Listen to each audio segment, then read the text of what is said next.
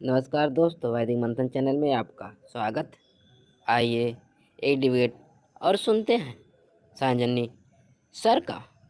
हाँ जी, ब्राह्मण कुमार बताएं क्या कहना चाहते हैं। मैं आपका स्ट्रीम सुन रहा था अभी, है ना। तो जी, अभी जितने भी चीजें मैंने एक दो आपके पीछे का भी सुना है। ठीक है। तो इसमें कहीं ना कहीं जो आप कह रहे हैं कि ब्राह्मण ही के कारण ये मुल्क जो है वो बढ़ नहीं रहा है, ठीक है। उसका मुझे बस एक कोई उदाहरण देंगे मुझे कि इसी के कारण नहीं मिल रहा है, बस एक, फिर हम आगे आपसे बात करेंगे। एक सीधी सी बात है कि जब भी कोई भी जगह आगे, कोई भी देश आगे तब बढ़ता है क्योंकि देश का पूरा कंट्रोल किसके हाथ में है। हम दोषी किसको मानते हैं? पहले तो जैसे अभी तत्कालीन सरकार है, इसने दोषी माना नेहरू को, कि नेहरू थे, उनके कारण से देश आगे नहीं बढ़ा। नेहरू कौन था? ब्राह्मण था। फिर क्या हुआ कि जिस समय देश आजाद हुआ उस समय देश में बहुत सारी बुनियादी जरूरतें थी, जैसे अशिक्षा। भारत में जितने भी एससी एसटी ओबीसी थे उनमें भयंकर अशिक्षा थी, पढ़ने नहीं दिया गया था। हिंदू धर्म के नाम पे तो नहीं पढ़ने दिया गया था। तो जब रोजगार की बात आई, जब अंग्रेज चले गए, तो जिन उन सारी जगहों पे आना था, नौकरशाही में कौन आएगा, इस जगह पे कौन आएगा, सारे जगह पे ब्राह्मण अपने को ये दिखा कि हम पढ़े लिखे हैं, हर जगह पे जाके बैठ गए। तो सारे ब्राह्मण उस जगह पे बैठ गए। अब देश चल संचालित कौन कर रहा था उस समय? तो ब्राह्मण कर रहे थे। हर पोस्ट पे लगभग ब्राह्मण बैठे थे। आज की डेट में 2019 तक एक ओबीसी का प्रोफेसर नहीं बना था। सोचिए, एक प्रोफेसर नहीं बना था। पूरा प्रोफेसरशिप में जनरल वर्ग का था, और उसमें भी ब्राह्मण का। एजुकेशन सिस्टम में एक तरफा इनका राज था। हर एक जगह पे कहिए कि फिर रिजर्वेशन आया, फिर ओबीसी का रिजर्वेशन आया, तब जाके धीरे धीरे लोग उसमें जा रहे हैं। तो ये पूरा सिस्टम जब ब्राह्मणों के कंट्रोल में था, अभी भी नीति नियामक जो बनती है, जहां से फंड पास होते हैं, उसमें सबसे ज्यादा परसेंटेज 90, 95, 93% जो है ब्राह्मणवादियों का है। एससी एसटी ओबीसी मुश्किल से 7-8% है, 5% है। तो ये सबसे बड़ा एग्जाम्पल है कि जहां से फंड पास होने हैं, जहां से नीति बननी है, जहां से एजुकेशन सिस्टम आना है, जहां से सारी चीजें देश चलना है, वहां पे इनका राज है। और इन लोगों ने अपने भाई भतीजवाद के चक्कर में, अपने वर्चस्व के चक्कर में दूसरों को आगे बढ़ने ही नहीं दिया। बोलिए। जी, तो मैं जो भी आपने एक्सप्लेन अभी किया है उसका मतलब सीधे सीधे मैं ये समझ पा रहा हूँ कि जो 3% ब्राह्मण है वो स्वतंत्रता के बाद भी मतलब पूरी कमांड कर रहे हैं। ओनली 3% जो हैं, जिनके मतलब जिनमें कि गरीब भी ब्राह्मण हैं, और ऐसा नहीं है कि सब अमीर ही हैं। इस सत्य को अगर आप झुठला दें तो अलग बात है, लेकिन उस 3% जो ब्राह्मण है मैक्सिमम, वही अभी भी कमांड कर रहे हैं। क्या मैं यही यही आप कह रहे थे अभी? आप एक बात आपके बताइए, मतलब, आपने कभी जी कभी आपने पता लगाया है कि ओबीसी की जनसंख्या कितनी प्रतिशत है इस देश में? सर, मैंने आपसे बस सिंपली आपके आंसर दूंगा मैं, लेकिन मैं बस आपने जो अभी अभी एक्सप्लेन किया है कि स्वतंत्रता के बाद भी ये 2019 तक में भी सब कुछ आप भाई बिल्कुल भतीजा सही बांट हैं, करके। बिल्कुल आगे बढ़िए ना। अब मैंने जो अच्छा, पूछा मतलब है आप वो एक्सेप्ट बताइए। कर रहे हैं कि मतलब 3% ही हाँ, मैं कमांड कह कर रहा पा रहे हूँ हैं। वो 3% कमांड कर रहे हैं, उनका है। इसीलिए तो मैं बोल रहा हूँ कि ओबीसी की जनसंख्या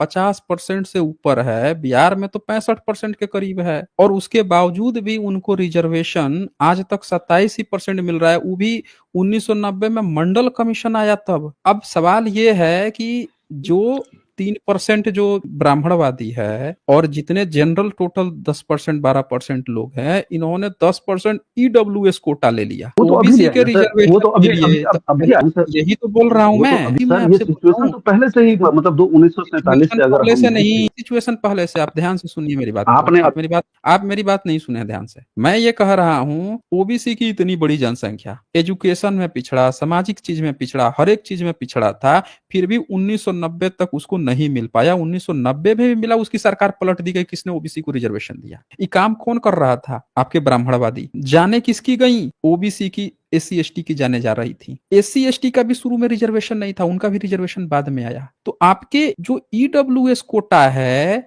आप लोगों ने बिना किसी लंबे उसके आंदोलन के, बिना किसी जान गंवाए, रातों रात आपका पास हो गया भाई ईडब्ल्यूएस कोटा। लेकिन वही जब ओबीसी को, एससी एसटी को लेना होता है तो कितनी जानें जाती हैं, सरकारें चली जाती हैं कि कौन इनको देने की कोशिश कर रहा है, तरह तरह की चीजें होते हैं। इससे पता नहीं चल रहा है कि आपकी चीजें बड़ी आसानी से हर चीज पास हो जा रही है, आपका हर एक जगह पे प्रभुत्व हो जा रहा है, आपके जो है हर जगह पे चीजें मिल जा रही हैं। लेकिन वही एससी एसटी ओबीसी जो देश की इतनी बड़ी बहुसंख्यक जनसंख्या है, उसको हर चीज के लिए कीमत चुकानी पड़ रही है। अब बोलिए अपनी बात को। ठीक है, अभी मैं इसी आपने जो कहा ना अभी कि फिर भी मतलब ये आप लोगों को मिल जा रहा है सब कुछ। मैं सिर्फ सिर्फ आपसे ये कहना चाह रहा हूँ सर कि आपने अभी कहा कि 36% या 40% जो जनसंख्या है जो जिनमें आते हैं ओबीसी एससी एसटी या तो 36% नहीं वोटिंग आते हैं, 36% नहीं, अभी वो अभी आपने कहा 60% से 85% से ऊपर हैं, हाँ एससी तो एसटी ओबीसी 85% 5% से ऊपर से हैं। ऊपर हैं तो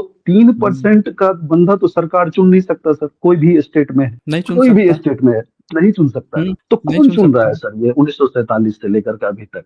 अब भाई एक बात बताएं आप हमें, आपने यहाँ पे इलेक्शन की बात की, कमांडिंग कौन कर रहा है उसकी तो आप बात ही नहीं तो कर वही रहे हैं। कैसे फिर कैसे कर पा रहा है, यही तो मैं कमांडिंग, आपसे जानना चाह रहा कमांडिंग हूँ सर, यही तो बोल रहा कैसे? हूँ, कमांडिंग ये तो पढ़ वैसी लिख बात हो गई करके ना। आप एक कमांड बात जो कर रहा है ना बताइए, सर, ये पढ़ लिख हाँ करके कर पढ़ रहा लिख है, के तो पढ़ लिख नेहरू, करके। एक बात जी बताइए, फिर नेहरू मैं को वही एक चीज जो आपसे कहना तत्कालीन चाह रहा हूँ। गवर्नमेंट, एक एक मिनट, एक तत्कालीन गवर्नमेंट जो है नेहरू को क्यों फिर कह रही है? उसको भी तो किसी ने चुना होगा, उसको भी तो लोगों ने चुना होगा। फिर सारी कांग्रेस अचानक से विलेन कैसे हो गई? सारे देश जो है उसी को कैसे विलेन मान लिए? फिर तो आपके हिसाब से नेहरू बिल्कुल दोषी नहीं था, कांग्रेस बिल्कुल दोषी नहीं थी। आपके लिए तो अभी तत्कालीन गवर्नमेंट में जो लोग हैं वो भी बिल्कुल दोषी नहीं है, उसके लिए तो सारा दोष जो है एससी एसटी ओबीसी है। फिर क्यों? आप बोलने बोलिए देंगे ना, मुझे, बोलूं? बोलिए सर बोलिए। कोई भी गवर्नमेंट जो अस्तित्व में आती है वो अपने पिछले वाले गवर्नमेंट को बुरा भला कह के ही आती है, ठीक है ना? हम्म, वहां पे ये आप क्यों रूल, नहीं, ये रूल ही है आपके सर, कहने का ये मतलब रूल ही है। नेहरू में गलती नहीं था, आप यही कह रहे हैं ना? बिल्कुल।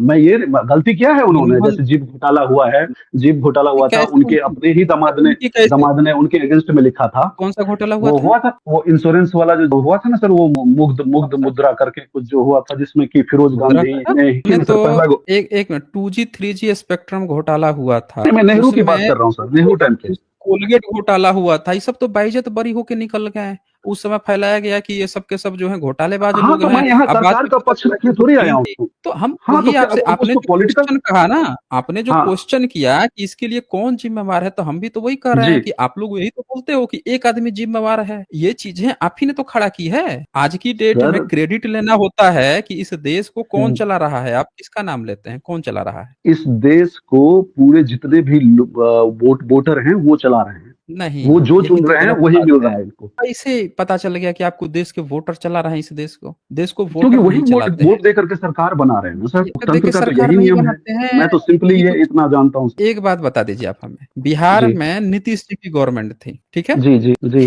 वो अभी भी है। तो हाँ, नीतीश जी की गवर्नमेंट है अभी भी। वो तो जी। एक दूसरी पार्टी जो है आरजेडी, उसके साथ थे ना? अभी किसके हम्म। साथ हैं, किसके साथ हैं अभी? अभी बीजेपी के साथ हैं। बीजेपी के साथ हैं। और इसी हाँ तरह बिल्कुल। से एक चंद्रबाबू नायडू जी हैं, वो भी बीजेपी के हम्म। साथ है। इन दोनों अगर नहीं बिल्कुल। रहेंगे इनके साथ तो सरकार बनेगी? नहीं बनेगी, टूट जाएगी। टूट जाएगी। लेकिन ये दोनों बिल्कुल। ऐसे लोग हैं, रिकॉर्ड ऐसे रहा है कि ये दूसरे भी पार्टी के साथ मिल सकते हैं और दूसरे पार्टी के साथ बिल्कुल। भी अपोजिशन में जा चुके हैं। जी तो हाँ। आप ये कैसे बिल्कुल। कह रहे हैं कि वोटर है वो बनाता है? यहाँ डिपेंड तो ये आप करता है कि ये हर एक सर, पार्टी जो है, हर एक पार्टी का लीडर जो है वो नेतृत्व कर रहा है ना, डिसीजन मेकिंग कर रहा है ना, तो किधर को अब जाना मैं है। आऊं सर, अभी डिस्कस वही बहुत जनता, बढ़िया चल रहा है, तो देखें, अभी बोलूं सर, वही बोलूं यहाँ पर, जनता, बोलूं फिर आगे। बिल्कुल बोलिएगा, वही हम्म। जनता जो लीडर जा रहा है ना, स्विच कर रहा है इधर के इधर, जनता तो उसको हम्म। वोट दे ही रही है। जनता तो उसको हम्म। वोट दे रही है ना, लीडर डिसाइड कर रहा है कि उसको किधर का किधर जाना है। इसी तरह हम्म। से आप पासवान एक करके कोई है ना, नहीं नहीं सर, यहाँ उनको पर पहले रोकते हैं ना सर, इस पॉइंट पर सुन रुकते हैं लीजिए, ना सर, डिस्कशन। वो भी मैं बोल सर देता हूँ, सुन लीजिए, सर सुन यहाँ लीजिए। पर एक कहना है, बता। वो भी कह दीजिएगा, बिल्कुल कहिएगा। इसी तरह से पासवान एक करके हैं, उनको बहुजन समाज वोट देता है, लेकिन वो तो आरक्षण को ही गलत बता देते हैं क्योंकि उनको सारी सुविधाएं मिल रही हैं। इसका मतलब ये थोड़े हुआ कि वो जो बात बोल रहे हैं जनता फिर भी उनको वोट दे रही है जनता, लेकिन वो किसके तरफ से खेल रहे हैं? वो उसके तरफ से खेल रहे हैं जो रिजर्वेशन को गलत बताते हैं।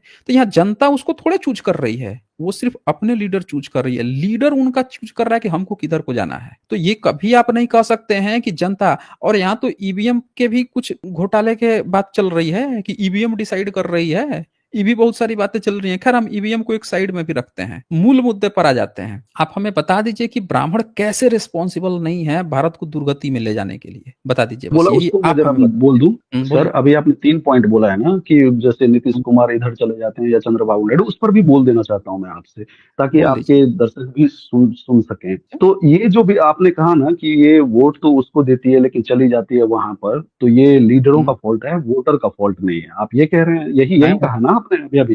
आप बोल लीजिए ना, आप बोल लीजिए अपनी बात को। हाँ तो ये इसका मतलब ये है कि ये इसको अगर हम एक निचोड़ निकालते हैं तो ये पता चलता है कि लूप होल तो संविधान में है, ये तो चक्कर संविधान हो के गया कारण ही आपका, ऐसा हो रहा है। ये तो चक्कर हो गया ना आपका कि अब संविधान आपको थोड़े अब कह बाबा रहा है साहब ये बात। बाबा बाबा अंबेडकर साहब का नाम तो आप लोग बहुत लेते हैं कि बाबा साहब ये गजब का कैसे, संविधान अच्छा लिखा है, फिर तो लूप होल संविधान में है। कैसे लूप होल हो गया, बता दीजिए आप हमें। क्योंकि नेता इधर से उधर चले जाते हैं, वोटर तो चुनता है, मतलब आप जो फिर 65 में यहाँ से कहा। आप ही गलत हो गए ना। आपने क्या कहा कि जनता चुनती है, जब वहां से आप फंस गए तब संविधान पे आ गए कि अब संविधान ही गलत हो गया, अब संविधान ही पे चले आए। तो यहाँ से ओवरऑल चाहे जो कहें, जनता कहें या संविधान कहें, हम इसको डिबंक नहीं करेंगे। इसलिए नहीं डिबंक करेंगे कि हमारा मूल मुद्दा नहीं है, हम आपको मूल मुद्दे पर खींच के लाएंगे। लेकिन यहाँ से आपने अपनी ही बात को गलत साबित कर दिया कि आप जो पहले जनता को ठहरा रहे थे, आपने अल्टीमेटली मेरे ही तरफ से खेल दिया अपनी ही बात को गलत करके कि जनता इसके लिए रिस्पॉन्सिबल नहीं है। ठीक है, लेकिन संविधान नहीं रिस्पॉन्सिबल है, उस पर भी हम बात करेंगे, वो अलग मैटर है। लेकिन अभी मूल मुद्दा है जो ब्राह्मणिज्म ने किस तरह से करप्ट करके रखा है, उस पर आ जाते हैं लौट के, नहीं तो ये मुद्दा खो जाएगा। अब आप हमें ये बता दीजिए कि भारत में जो बहुसंख्यक है वो धर्म कौन सा पालन करता है, ये बताइए। सर इस पर हम अभी आएंगे, लेकिन ये तो एक्सेप्ट कर नहीं नहीं लीजिए नहीं आप कि अभी आप नहीं नहीं, एक इनडायरेक्टली सेकंड, भर्ती आप आपने अपने संविधान को का ही गलत कर कर रहे थे। दिया। आपने अपने को गलत साबित कर दिया ना। हमारा देखें, उससे वो सही है कि नहीं है उस पर चर्चा अलग हो जाएगी। लेकिन अभी आपने जो क्लेम लगाया कि बहुजन मतलब जनता डिसाइड करती है, उसने आपने अपने ही नए क्लेम से उसको डिबंक कर दिया है। ठीक है, तो वो अब छोड़ दीजिए, वो आप खुद ही अपने को डिबंक कर लिए। मूल मुद्दे पर आ जाइए। आप हमें ये बता दीजिए कि जो ब्राह्मणिज्म है वो कैसे नहीं डिसाइड कर रहा है, वो बता दीजिए आप हमें। कैसे ब्राह्मणिज्म हर जगह पे कब्जा करके हर एक चीज पे, चाहे वो इसरो के जो चेयरमैन बैठ के वेद का प्रचार कर रहा है, शंकराचार्य बन के धर्म का प्रचार कर रहा है, प्रोफेसरशिप में एक तरफा कब्जा करके बैठा हुआ है, हर एक क्षेत्र में हर जगहों पे कब्जा करके बैठा हुआ है, हर चीज पे वो हावी है। कैसे नहीं वो इस देश को, इस देश में जो जाने वाले फंड हैं या इस देश में जो भी चीजें हो रही है उसको कैसे नहीं इन्फ्लुएंस कर रहा है, बताइए आप हमें। सर आप भी तो अपने दर्शकों को इन्फ्लुएंस कर ही रहे हैं ब्राह्मण को, मतलब वो करके कि ये गोबर या समथिंग लाइक दैट करके, मैं सुना था उस चीज का, तो आप भी तो कर ही रहे हैं। तो सबका अपना अपना एक बोलने का फ्रीडम जो है वो बोल रहे नहीं नहीं, हम सही बात बोल रहे हैं ना। ब्राह्मण गोमूत्र गोबर गोमूत्र खुला प्रचार करता है तो हम तो बोल रहे हैं। लेकिन आप हैं। हाँ बता तो दीजिए आपने ना, अगर इक्वालिटी की बात है, आप ओवर रिप्रेजेंटेशन क्यों कर रहे हैं फिर? जब इक्वालिटी की बात है तो आप ओवर रिप्रेजेंटेशन क्यों कर रहे हैं, वो बताइए। इक्वलिटी की जो बात है, तो मैं तो बस आपको दो चार पॉइंट आपसे बात की है अभी तक, और वो हम सीधे सीधे आ रहे थे 1 2 3 करके ऐसे करके, तो वही पॉइंट अभी चल रहा था। मेरा ये पॉइंट कंसर्न मेरा बिल्कुल भी नहीं है वही कि आप पॉइंट ब्राह्मण चल को रहा क्यों है गाली कि देते हैं। आप भारत में हिंदू मुसलमान हम्म, सबसे ज्यादा चल रहा है। ये हिंदू जी चल इनको रहा है। बना कौन रहा है? हिंदू जो व्यक्ति मतलब मानसिक तौर पर, बौद्धिक तौर पर जो कमजोर हैं, वही हिंदू बन रहे हैं, वही मुस्लिम बन रहे हैं, वही बौद्ध बन रहे हैं, वो सब कुछ वही बन रहे हैं। ऐसा थोड़ी है कि नहीं, हिंदू ही है। वो बौद्ध नहीं बन रहे हैं। जो मानसिक तौर पे कमजोर है वो बौद्ध नहीं बन रहे हैं। जो मानसिक तौर पे कमजोर है वो ही हिंदू बनता है, समझे ना। मुस्लिम जो बात आप कह रहे हैं ना कि वो बन रहा है, नहीं, उसका डिफाइंड है, सब लोगों का डिफाइंड है। एक बात आप बिल्कुल यहाँ पे सही कहे हैं कि हिंदू वही बन रहा है जो मानसिक रूप से कमजोर है। अन्य धर्मों पे लागू नहीं होता। ये इसलिए नहीं लागू होता क्योंकि सबका वेल डिफाइंड है। आपको हिंदू कौन बना रहा है? आप लोग बना रहे हैं। ब्राह्मण बना रहा है ना भाई हिंदू। बता दीजिए आप हमें। आज हिंदू कह रहा है, कल को सनातन कह रहा है, फिर कभी वैदिक कह रहा है, उसको पता ही नहीं है कि उसका धर्म कौन सा है। सारे धर्मों का धर्म डिफाइंड है, आपका धर्म ही नहीं डिफाइंड है। फिर हिंदू मुसलमान क्यों हो रहा है? इसी का जवाब दे दीजिए आप हमें। कौन करा रहा है? अगर ब्राह्मण का धर्म, ब्राह्मण ने जो किताबें लिखी हैं वही अगर सारे लोगों का धर्म है, तो फिर ये हिंदू क्यों बन रहे हैं? उसको ब्राह्मण धर्म क्यों नहीं कहा जा रहा है? यही बता दीजिए आप हमें। क्यों ब्राह्मण की लिखी किताबों को भारत के लोग मान के हिंदू मुसलमान कर रहे हैं? यही बता दीजिए आप हमें। सर हिंदू तो अरबिक या फारसी लोग कोई आए थे उधर आकर के, उन्होंने इंडो हिंदो ये सब चीजें कहा था, उस सब चीज का तो वो हिंदू हैं। वही हिंदू, उसी हिंदू में अभी ब्राह्मण भी ब्राह्मण हैं, अपने दलित को भी हिंदू, हैं, जो भी हैं। सावरकर अपने या को उसी, हिंदू या हिंदुत्ववाद का क्या है प्रचार सर करवाया कि बोले चलो बनते हैं। बोलिए, कहिए ना, आप कहिए। जैसे आप अभी चैनल चला रहे हैं, तो आपका भी एक कहीं ना कहीं ब्लूप्रिंट, एक उद्देश्य होगा अपने जीवन में। आप बिल्कुल डिनाई नहीं कर सकते कि नहीं मेरा कोई उद्देश्य नहीं है, मैं तो बस ऐसे ही आ गया हूँ, ऐसे ही कर रहा हूँ। बिल्कुल नहीं, कोई ना कोई उद्देश्य अपनी होगा बात ही। बोलिए, नहीं बोलिए ना, आप तो अपनी बात वैसे ही बोलिए। सावरकर का भी अपना एक उद्देश्य रहा होगा। उस उद्देश्य के इस अंतर्गत उद्देश्य उन्होंने, को जैसे सब कि लोगों ने वर्तमान, माना, सब लोगों ने मान हाँ तो सर, लिया, हिंदू तो बन गए सब लोग। तो सब उसमें से जिसने बहुत तो हिंदू नहीं भी कहा, बने होंगे। सब लोग हिंदू बन गए, सब तो बन गए हैं, कौन नहीं बन गया है। एक बार किसी हाँ, शंकराचार्य से कहलवा दीजिए कि वो हिंदू नहीं हम्म, है। 4 शंकराचार्य हैं ना, इतने सारे तो फिर महामंडलेश्वर हैं, इतने मैं हिंदू 51 धर्म या को भी गलत 55 थोड़ी मानता हूँ। शक्तिपीठ हैं। नहीं, हिंदू मैं धर्म ना है ही हिंदू नहीं ना धर्म को आपका। गलत मानता। सर आपका ना मैं हिंदू हिंदू धर्म धर्म तो को है ही गलत, नहीं ना, मैं हिंदू धर्म। हिंदू धर्म को भी गलत नहीं मानता हूँ, ना बौद्ध धर्म को मान आप रहा हूँ, ना नहीं बौद्ध ना क्रिश्चियन को नहीं मान रहा देखें, हूँ, किसी को मैं गलत कहाँ मान आप रहा हूँ। अब आपका जब आप हिंदू ये क्यों धर्म कह रहे हैं नहीं कि है मुझे ना, उसको ये कहने दीजिए, हाँ? आपका हिंदू धर्म नहीं है ना, सबका धर्म है, आपका हिंदू धर्म नहीं है। ये कैसे कह रहे हैं आप, ये मेरे समझ में नहीं आ अभी रहा। अभी आपने एक बात कहा कि मुगलों ने आके ये नाम दिया, मुगलों की गाली है। अभी आपने इस बात को एक्सेप्ट किया, तो फिर आप इस बात को क्यों नहीं एक्सेप्ट कर रहे हैं कि जब आप मुगलों ने ये दिया तो हिंदू फिर धर्म कैसे हो जाएगा? ये तो मुगलों के आने की बात हो जाएगा। एक बात और आई है यहाँ पे, प्रियंका जी देखें कुछ बात बोल रही हैं,